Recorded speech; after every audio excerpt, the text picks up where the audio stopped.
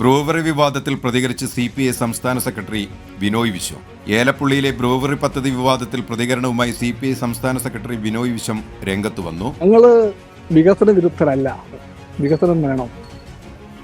എന്നാൽ ഏത് വികസനവും കുടിവെള്ളത്തെ മറന്നുകൊണ്ടാകാൻ പാടില്ല.